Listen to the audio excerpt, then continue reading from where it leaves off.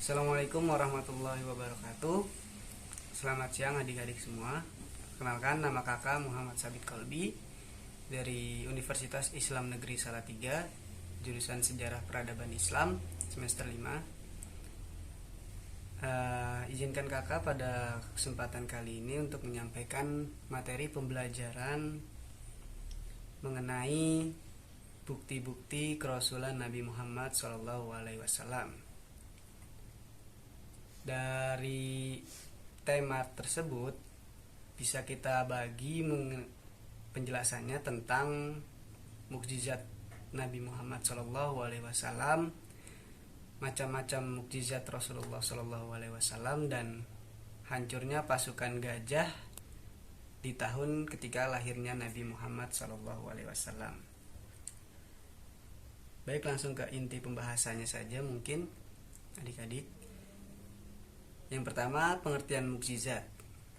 Setiap nabi dan rasul memiliki keistimewaan yang tidak dimiliki oleh orang lain.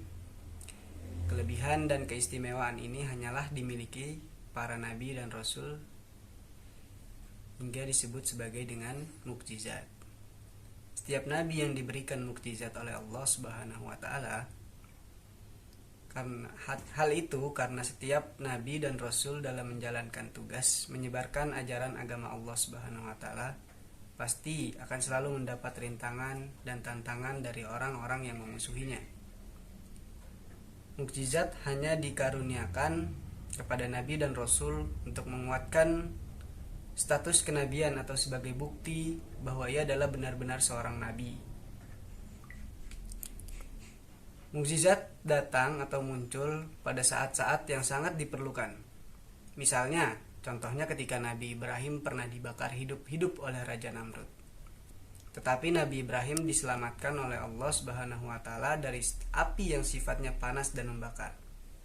Hal ini juga dijelaskan di dalam Al-Qur'an, dalam Quran surat Al-Anbiya ayat 69 yang berbunyi, Qulna ya narukuni bardan wa salaman ala Ibrahim. Allah Subhanahu wa taala berfirman, hai api, jadilah dingin dan jadikanlah keselamatan bagi Ibrahim. Hal yang seperti ini yang disebut mukjizat, sehingga para nabi dan rasul selalu mempunyai keistimewaan di mata Allah Subhanahu wa taala, adik-adik. Nah, yang kedua adalah macam-macam mukjizat Rasulullah SAW. Mukjizat selain terjadi pada nabi dan rasul terdahulu, kejadian-kejadian luar biasa juga telah terjadi pada Nabi Muhammad SAW.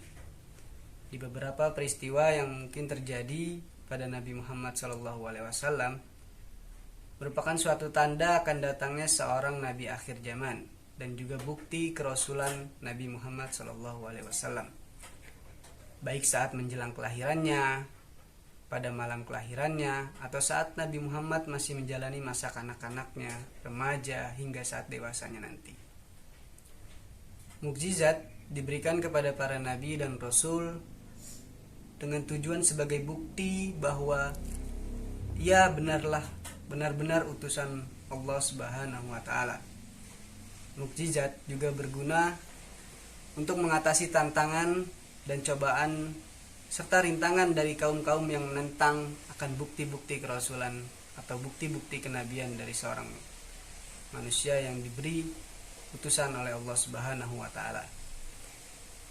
Di antara beberapa mukjizat Nabi Muhammad SAW antara lain adalah, yang pertama, memperbanyak makanan yang sedikit sehingga dapat dimakan oleh orang dengan jumlah yang banyak. Yang kedua, dapat membelah bulan menjadi 2 bagian. Yang ketiga adalah perjalanan Isra Mi'raj yang tertuang di dalam Quran surat Al-Isra. Yang keempat, dapat menyembuhkan berbagai penyakit hanya dengan berdoa dan mengusap bagian yang sakit. Yang kelima adalah kitab Al-Quran, sebagaimana yang dijelaskan oleh Allah, Inna nahnu nazzalna Quran wa inna lahu lahafizun. Sesungguhnya telah kami turunkan kepadamu Muhammad Al-Quran dan kami akan menjaganya pula. Yang poin kedua dalam tema pembelajaran kita pada siang hari ini, yakni tentang hancurnya pasukan gajah di tahun kelahiran Nabi Muhammad SAW. Pada masa kelahiran Nabi Muhammad SAW terdapat kejadian yang luar biasa, yaitu ada serombongan pasukan gajah yang dipimpin oleh Raja Abraha, gubernur kerajaan Habsyi di Yaman, yang hendak menghancurkan Ka'bah karena negeri Mekah semakin ramai dan bangsa Quraisy semakin terhormat dan setiap tahunnya selalu padat umat manusia untuk pergi haji. Hal ini yang membuat Abraha iri adik-adik, dan Abraha berusaha membelokkan umat manusia agar tidak lagi ke Mekah. Maka Abraha mendirikan sebuah gereja besar di San'a yang bernama Al-Qalis.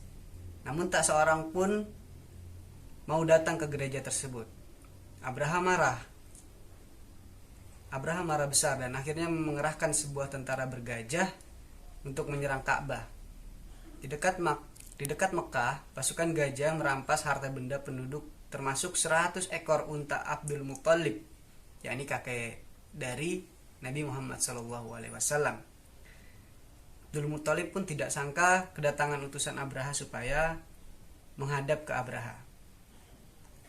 Yang pada akhirnya Abdul Muthalib meminta untanya untuk dikembalikan dan bersedia mengungsi bersama penduduk.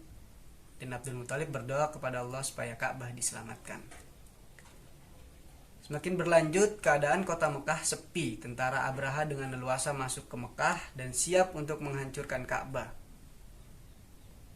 Allah Subhanahu wa Ta'ala tidak tinggal diam dengan kelakuan Abraha ini. Allah Subhanahu wa Ta'ala mengutus burung ababil untuk membawa kerikil sijil dengan paruhnya. Kerikil itu dijatuhkan tepat mengenai kepala masing-masing pasukan bergajah dari Abraha tersebut, hingga tembus sampai ke badan dan mati. Peristiwa ini, teman-teman semua, yang diabadikan oleh Allah Subhanahu wa Ta'ala dalam Quran surat Al-Fil.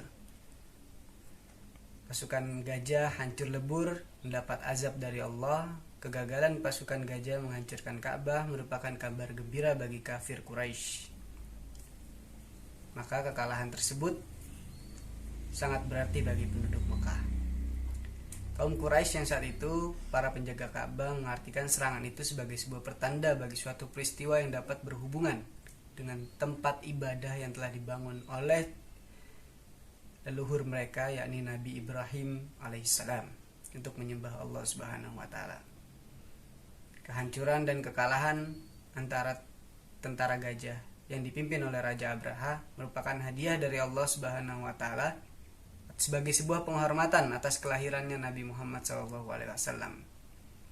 Karena peristiwa ini terjadi beberapa saat sebelum lahirnya Nabi Muhammad SAW, yang kita sering tahu beliau lahir di tanggal 12 Rabiul Awal tahun gajah, bertepatan dengan 20 April 571 Masehi.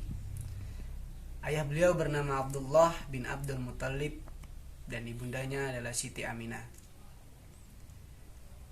Kurang lebih seperti itu yang bisa kakak sampaikan pada proses pembelajaran materi kita siang hari ini. Jika ada yang mau ditanyakan, silakan bertanya adik-adik. Jika ada yang masih kurang jelas, silakan ditanyakan. Kurang lebihnya kakak mohon maaf. Wabillahi taufiq wal hidayah. Wassalamualaikum warahmatullahi wabarakatuh.